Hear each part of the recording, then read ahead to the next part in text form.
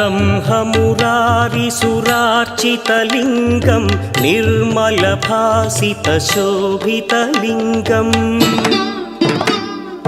जन्मज दुःखविनाशकलिङ्गं तत्प्रणमामि सदा शिवलिङ्गम् देवमुनिप्रवरार्चितलिङ्गं कामदहन करुणाकरलिङ्गम् रावणदर्पविनाशकलिङ्गं तत्प्रणमामि सदा शिवलिङ्गम्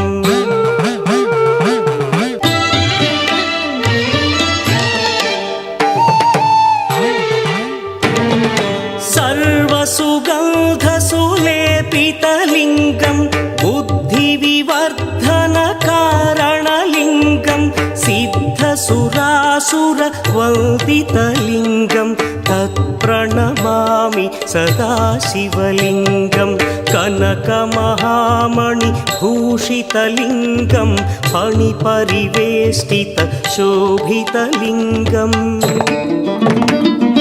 दक्षसुयज्ञविनाशकलिङ्गं तत्प्रणमामि सदा शिवलिङ्गम् कुङ्कुमचन्दनलेपितलिङ्गं पङ्कजहार सुशोभितलिङ्गम् सञ्चितपापविनाशकलिङ्गं तत्प्रणमामि सदा शिवलिङ्गम्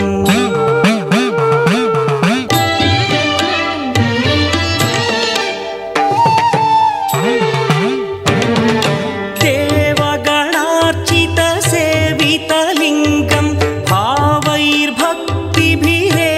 च लिङ्गं दिनकरकोटिप्रभाकरलिङ्गं तत्प्रणमामि सदा शिवलिङ्गम् अष्टदलोपरिवेष्टितलिङ्गं सर्वसमुद्भवकारणलिङ्गम् अष्टदरिद्रविनाशनलिङ्गं तत्प्रणमामि सदा शिवलिङ्गम्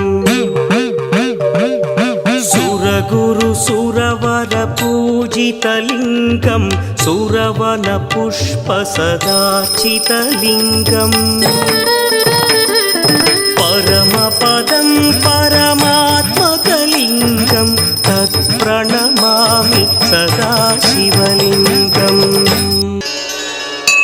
त्रिदलं त्रिगुणाकारं त्रिनेत्रं च त्रियायुधं